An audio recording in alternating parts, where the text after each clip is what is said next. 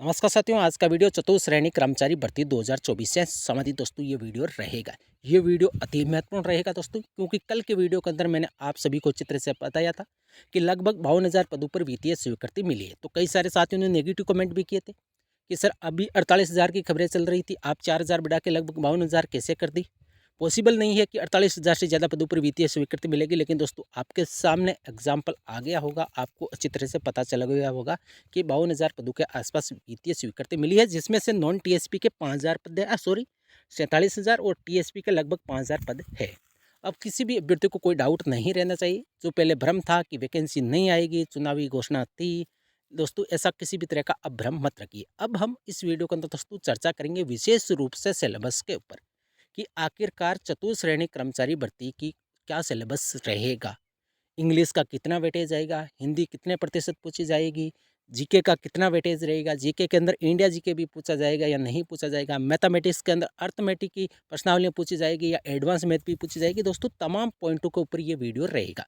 और exam date का आप सभी को अच्छी तरह से दोस्तों पता होगा कि सितंबर के अंदर राजस्थान कर्मचारी चयन बोर्ड ने एग्जाम डेट डिसाइड की गई है।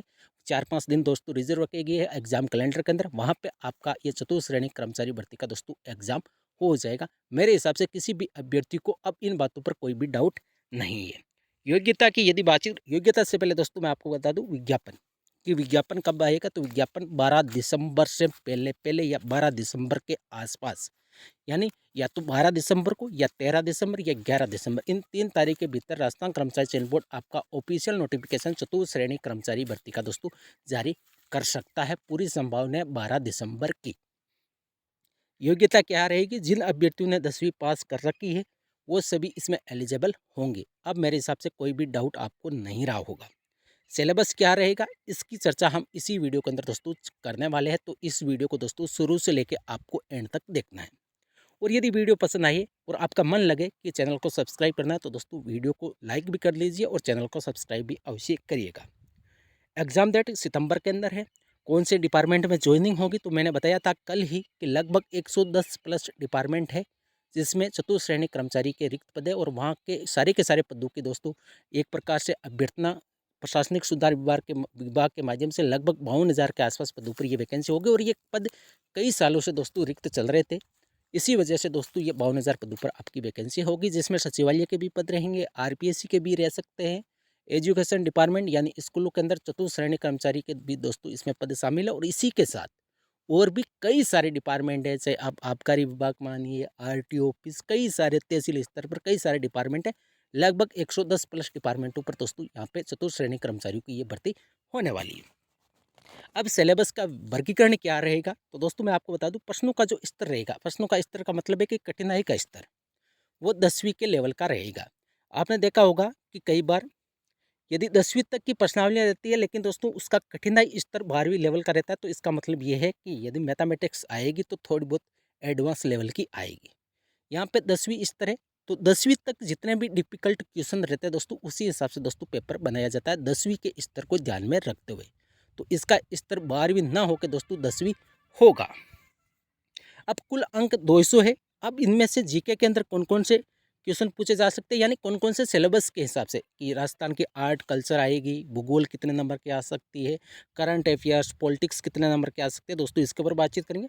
गणित के अंदर कौन कौन सी प्रश्नावलियों का सिलेबस रह सकता है, हिंदी के अंदर कौन कौन से पॉइंट है उन पर प्रश्न पूछे जाएंगे, संधि समास उपसर्ग पूर्ति वाक्य शुद्धि आपका हो गया, शब्द शुद्धि कई सारे हैं, मुहावरे लोकोक्तियाँ, कार्यालय पत्रों से संबंधित ज्ञान हो गया, ट्रांसलेट हिंदी टू इंग्लिश, या आपकी इंग्लिश के अंदर भी ऐसा ही चलेगा लगभग कि इंग्लिश टू हिंदी ट्रांसलेट वाले भी क्वेश्चन आएंगे। पूरी संभावना जो मैं आज इस वीडियो के अंदर आपको सिलेबस बताऊंगा लगभग मेरा मानना है, हालांकि मैं जो भी प्रिडिक्शन करता हूँ 90% सही रहती है, और अब की बार भी मैं प्रिडिक्शन कर रहा हूँ सिलेबस की 90% संभावना है कि उसी के अकॉर्डिंग उसी के आसपास दोस्तों आपको ऑफिशियल सिलेबस देखने को मिल सकता है, ये मेरा अनुमान है। अब बातचीत करते हैं विस्तृत सिलेबस की कि इंग्लिश के अंदर कौन कौन से टॉपिक से क्वेश्चन आ सकते हैं, हिंदी के अंदर, गणित के अंदर, जीके के अंदर, तो दोस्तों इसकी हम इस वीडियो के अंदर चर्चा करते हैं। पहले यदि हम हिंदी की बातचीत करें कि हिंदी के अंदर कौन कौन से प्रश्न आ सकते हैं कौन कौन से सिलेबस के अनुसार, तो दोस्तों हिंदी के अंदर सामान्य हिंदी पूछी जाएगी, जिसमें से आप मान के चलिए संधि समास उपसर्ग प्रत्यय, ये 4 पॉइंट तो दोस्तों सामान्य हिंदी के अंदर डेफिनेटली पूछे ही जाते हैं। यानी संधि में से क्वेश्चन आएंगे। अभी तक विस्तृत सिलेबस जारी नहीं हुआ है, इस वजह से मैं बता रहा हूँ कि इन पॉइंटों को आप कंटेस्ट कर लीजिए। ये सिलेबस के अंदर आपके लगभग 90.99% संभावना है कि ये पॉइंट आपके ऑफिशियल सिलेबस के अंदर शामिल रहेंगे। संधि, समास, उपसर्ग, प्रत्यय, पर्यायवाची शब्द, विलोम शब्द और अनेकार्थक शब्द, शब्द युग्म, इन पॉइंटों को तो दोस्तों आप रट अभी भी लीजिए। ये पॉइंट तो दोस्तों डेफिनेटली रहने वाले हैं। सामान्य हिंदी के अंदर ये पॉइंट जरूर आते हैं और 10वीं की आप एनसीईआरटी हो चाहे आरबीएसई की जो भी बुक पुस्तक चल रही है दोस्तों, उसके अंदर साफ साफ ये पॉइंट रहते हैं। अब संज्ञा शब्दों से विशेषण बनाना, इस पर कन्फ्यूज है, हो भी सकता है ना भी हो। वाक्य शुद्धि और शब्द शुद्धि, ये दो और आप तैयार कर लीजिए। एक बार इस संज्ञा शब्दों से विशेषण बनाने वाले पॉइंट को आप एक बार छोड़ सकते हैं, अभी इसका कंफर्मेशन नहीं है कि यह शामिल होगा या नहीं होगा। वाच्य और क्रिया, इनमें से संभावना है कि एक पॉइंट आपका आ सकता है, चाहे वो वाच्य हो चाहे क्रिया हो। वाक्यांश के लिए एक शब्द, ये डेफिनेटली दोस्तों हमेशा पूछा जाता है सामान्य हिंदी के अंदर, तो ये भी आप तैयार कर लीजिए। यानी आपको अभी वाच्य, क्रिया और संज्ञा शब्दों से विशेषण बनाना, इन तीन को ही दोस्तों छोड़ के चलना है। जब आपका ऑफिशियल सिलेबस जारी होगा तो जो मैं बता रहा हूँ दोस्तों, वो पॉइंट सिलेबस के अंदर रहने की पूरी संभावना है। अब बातचीत करते हैं मुहावरे और लोकोक्ति। दोस्तों ये आता ही आता है। अंग्रेजी के पारिभाषिक तकनीकी शब्दों के समानार्थक हिंदी शब्द, ये भी सामान्य हिंदी के अंदर दोस्तों पॉइंट रहता है। सरल संयुक्त वाक्य, इसका एक बार आपको छोड़ना है, ट्रांसलेट वाला है कि हिंदी के अंदर इंग्लिश वालों को हिंदी के अंदर ट्रांसलेट करना है वाक्यों को। कार्यालय पत्रों से संबंधित ज्ञान, ये आपका ज़रूर दोस्तों 100% मेरा मानना है कि ये पॉइंट आपका 100% सिलेबस के अंदर रहेगा, क्योंकि कार्यालयों के अंदर ही आपकी पोस्टिंग होने वाली है। तो कार्यालय पत्रों से संबंधित दोस्तों आपको ज्ञान होना ज़रूरी है। अब ये कोई ज़रूरी नहीं है कि चतुर्थ श्रेणी कर्मचारी है तो उनके कार्यालय पत्रों की क्या आवश्यकता रहेगी दोस्तों, वो अलग चीज़ है। लेकिन ये पॉइंट सामान्य हिंदी के अंदर दोस्तों हमेशा एग्जाम के अंदर पूछा जाता है। ये मैंने हिंदी को आपको बता दिया कि एक तो वाच्य, एक क्रिया और एक संज्ञा शब्दों से विशेषण बनाना, ये तीन ही पॉइंट दोस्तों आपको छोड़ने। बाकी सारे संधि, समास, उपसर्ग, प्रत्यय, वाक्य शुद्धि, शब्द शुद्धि, मुहावरा, लोकोक्तियाँ, कार्यालय पत्रों संबंधित ज्ञान, वाक्य शुद्धि, शब्द शुद्धि, पर्यायवाची, अनेकार्थक, युग्म शब्द, ये आपके सामान्य हिंदी के अंदर दोस्तों डेफिनेटली पूछे जाते हैं। ये आपको कंटेस्ट कर दें। अब जनरल इंग्लिश, ये है सामान्य अंग्रेजी। इसके अंदर कई सारे साथियों को दिक्कतों का सामना करना पड़ रहा है कि इसके अंदर कौन कौन से क्वेश्चन पूछे जाएंगे, क्या पॉइंट रहेंगे। तो दोस्तों मैं आपको बता दूं, टेंस आपका रहने वाला है, वॉइस रहेगा यानी passive voice, active voice, narration रहने वाला। ये तीन तो दोस्तों कंटेस्ट कर ही लीजिए, टेंस, वॉइस और नरेशन। ये तीन तो सामान्य हिंदी के अंदर कोई भी जो जनरल हिंदी पूछी जाती है कॉम्पिटेटिव एग्जाम के अलावा, बाकी भी जो भी एग्जाम होते हैं चाहे डिस्क्रिप्टिव टाइप हो, उसके अंदर इन तीन टॉपिक में से क्वेश्चन हमेशा आते हैं। तो ये तीन तो आप कंटेस्ट कर लीजिए। आर्टिकल डिटर्मिनर दोस्तों ये भी आपको तैयार करना, प्रीपोजिशन ये भी आपको तैयार करना है। अब इसको एक बार छोड़ दिए, translation of simple sentence from Hindi to English and vice versa, ये आपको दोस्तों एक बार छोड़ना है। ये भी छोड़ना है, मैं आपको बता रहा हूँ। Preposition, determiner, article, narration, voice और टेंस, ये 5 मैंने आपको बता दी, ये तो आपको तैयार करना ही करना है। अब आगे चलते हैं, ग्लोसरी और ऑफिशियल टेक्निकल टर्म्स, ये यानी हिंदी के जो टेक्निकल शब्दावली है उनका इंग्लिश के अंदर ट्रांसलेशन क्या होगा। एक आपको क्वेश्चन दे दिया जाएगा, फिर 4 ऑप्शन रहेंगे, मल्टीपल ऑप्शन रहेंगे, उसी हिसाब से आपको डिसाइड करना है। तो ये इस पर आप अभी इसको छोड़ सकते हैं। एंटोनियम्स, सिनोनियम्स, वन वर्ड, ये भी दोस्तों आपको करेक्ट याद रखना है, एक पैसेज। अब इसके अंदर दोस्तों ये वोकेबुलरी का पार्ट है। इसके अंदर कितने पढ़े दोस्तों वोकेबुलरी आप सभी को अच्छी तरह से पता, विस्तृत रूप है, लेकिन मैं आपको इसी चैनल के माध्यम से टॉप 400 से 500 एंटोनियम्स, सिनोनियम्स, वन वर्ड बताऊंगा, जो आपके एग्जाम के अंदर 80 से 90% दोस्तों आपको हूबहू देखने को मिल जाएंगे। इसका मैं आपको, यदि कई सारे साथी इस वीडियो को यदि नहीं भी देख पाएंगे बाद के अंदर इस चैनल के ऊपर कोई भी वीडियो, तो दोस्तों मैं आपको बता दूं, आपको एंटोनियम्स, सिनोनियम्स, वन वर्ड के लिए राजस्थान कर्मचारी चयन बोर्ड के जितने भी इंग्लिश पार्ट के दोस्तों क्वेश्चन पूछे गए हैं वो एक बार आप कंटेस्ट कर लीजिए। आपका 60 से लेकर 70% दोस्तों आपका वोकेबुलरी कंप्लीट हो जाएगा और एग्जाम के अंदर आप वोकेबुलरी के अंदर 60 से 70% नंबर लेके आ जाएंगे दोस्तों, इतना मैं आपको विश्वास दिलाता हूँ। वन वर्ड मैंने बता दिया, परफिक्स, सरफिक्स एक बार छोड़िए, कोई गारंटी नहीं है ये पूछे जाएंगे। कन्फ्यूजेबल वर्ड भी कोई गारंटी नहीं है।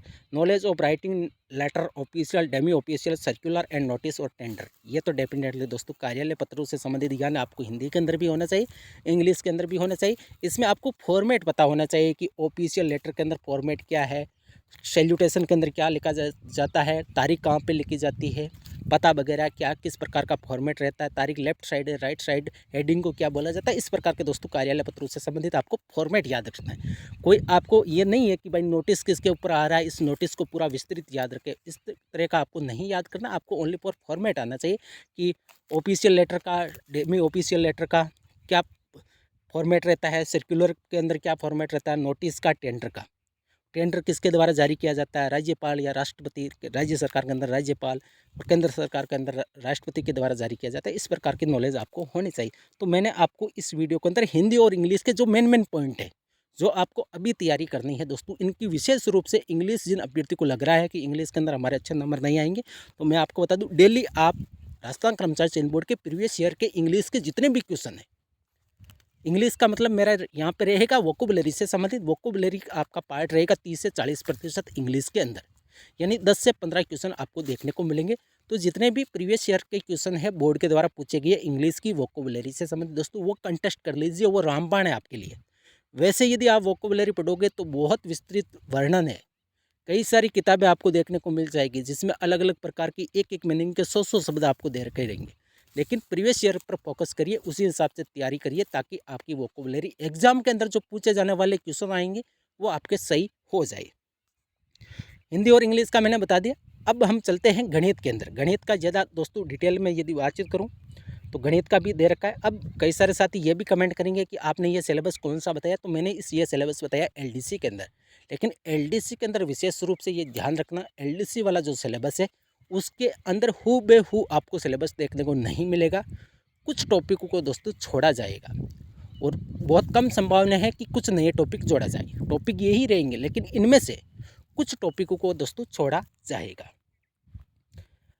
अब सामान्य ज्ञान यानी जीके के अंदर यदि बातचीत है तो दोस्तों अभी भी कन्फ्यूजन है कि इंडिया लेवल के कितने टॉपिकों से क्वेश्चन पूछे जाएंगे। हालांकि राजस्थान जीके लगभग आपका 70 से लेकर 80% आने वाला, जितना भी जीके आएगा उसमें से 70 से लेकर 80% राजस्थान जीके पूछा जाएगा। 20% क्या आएगा, तो वो आएगा आपका इंडिया का भूगोल आने की पूरी संभावना है।